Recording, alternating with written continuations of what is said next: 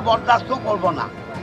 মমতা ব্যানার্জি বাংলার যে বৈষম্য, বাংলাকে যে অর্থনৈতিকভাবে অবরোধ করা হচ্ছে, নীতি আয়োগে বলবে না, কোথায় বলবে? তাকে বলতেই দেওয়া হলো না। তার মানে বাংলার বঞ্চনা ওরা করবেই।